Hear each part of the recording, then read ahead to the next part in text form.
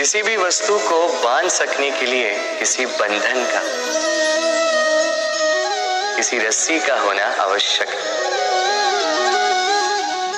परंतु इस रस्सी को बांध सकने की शक्ति कौन देता है?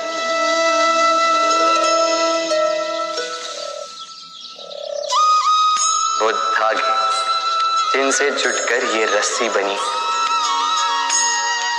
अब बताइए, प्रेम को किस रस्सी से स्वयं तक बांधेंगे आप?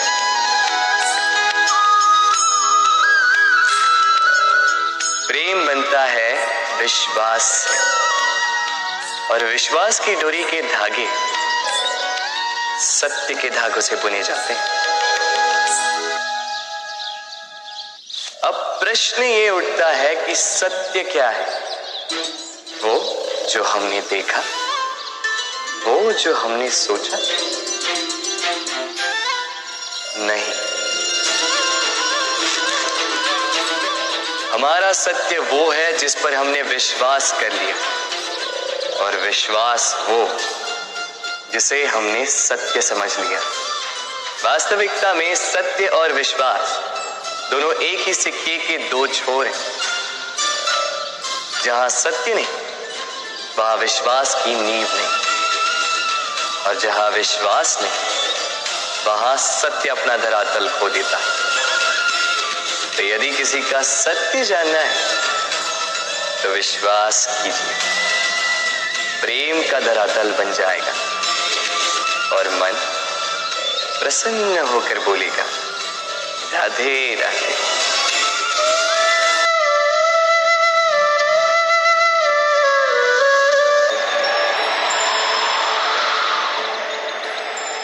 जब भी प्रेम की बात आती है, हम सबसे पहले मन में एक नायक और एक नायिका का चित्रण कर लेते हैं। क्यों? आपके साथ भी यही होता है ना? पर क्या प्रेम केवल नायक नायिका के आकर्षण का बंधन है? नहीं, प्रेम तो परिवार से हो सकता है, माता पिता भाई बहन से हो सकता है, सखा मित्रों से हो सकता है, देश और जन्मभूमि के लिए हो सकता है, मानवता के लिए हो सकता है, किसी कला के लिए हो सकता है, इस प्रकृति के लिए हो सकता है। पर प्रेम कभी उस पन्ने पर लिखा ही नहीं जा सकता जिस पर पहले ही बहुत कुछ लिखा। जैसे एक भरी मटकी में और पानी आ ही नहीं सकता। यदि प्रेम को पाना है तो मन को खाली करना होगा। अपनी इच्छाएं, अपना सुख सब त्याग कर समर्पण करना होगा। अपने मन से व्यापार हटा दो, तभी प्यार मिलेगा और मन प्रसन्न होकर बोले, राधे राधे। प्रेम, प्रेम विधाता की सबसे सुंदर कृति, परंतु हर कृति को संभालना पड़ता है। अब इसी मूर्ति को देख लीजिए। जब कलाकार ने इसे रचा तब ये बहुत सुंदर थी, परंतु इसके पश्चात इसे संभाला नहीं गया। इसके स्वामी ने इसके देखभाल का कर्तव्य ठीक से नहीं निभाया, और अब ये मूर्ति असुंदर लगने लगी। इसी प्रकार केवल कह देने से प्रेम नहीं हो जाता। इसके लिए आपको अपने कर्तव्यों को पूर्ण करना हो। तो देश की रक्षा, परिवार और संबंधियों की सुरक्षा, संतान को संस्कार, जीवन साथी का आभार, ये कर्तव्य जब तक नहीं निभाओगे, प्रेम से दूर होते जाओगे। तो यदि प्रेम का अमृत पाना है तो कर्तव्य की अंजलि बनानी होगी और मन से कहना होगा, राधे राधे। भय सबको होता है, चाहे वो पशु हो, पक्षी हो या मनुष्य। वास्तविकता में मनुष्य भय को अपने साथ लेके ही जन्म लेता है। तो इस भय से, भय कैसा?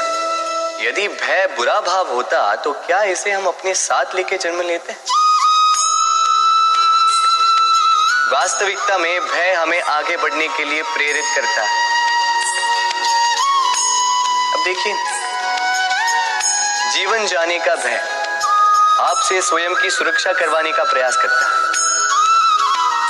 अपमान का भय सदाचार की ओर बढ़ाता है। किसी प्रिय को खो देने का भय उसके लिए कर्तव्य पालन करने को प्रेरित करता है। किंतु ये भय बुरा तब हो जाता है जब आप इसे अपने ऊपर हावी हो जाने देते, इसके लिए कुछ प्रयास नहीं कर पाते। इसलिए यदि इस भय को उपयोग में लाना है, आपको स्वयं इस भय के ऊपर हावी हो जाना होगा। तो तोड़ दीजिए भय की सीमाएं। अपनी आत्मा को छोड़ के किसी और के समक्ष सर मत झुकाइए और स्मरण रखिए,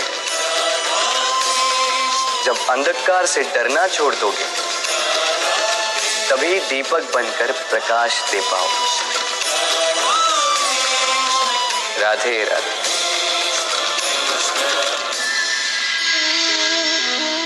मनुष्य का स्वभाव है कमाना, संग्रह कर, फिर चाहे वो धन हो, नाते, संबंध या हो प्रसन्नता।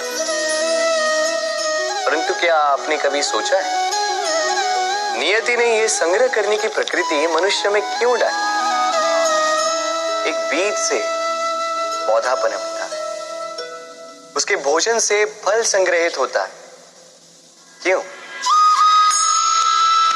इसलिए ताकि वृक्ष उसे स्वयं खा सके? नहीं, बल्कि इसलिए ताकि वो भूखे जीवों में बांट सके। अब आप पूछेंगे कि इसमें वृक्ष का क्या लाभ? लाभ है, क्योंकि जो बांटता है वो मिटता नहीं। जो फल ये जीव खाते हैं वो उसके बीजों को वातावरण में बिखेर देते हैं, जिससे जन्म लेते हैं नए वृक्ष।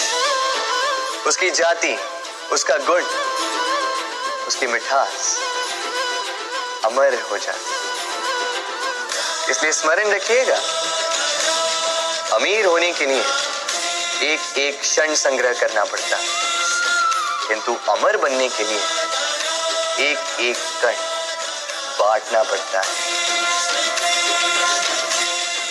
राधे राधे।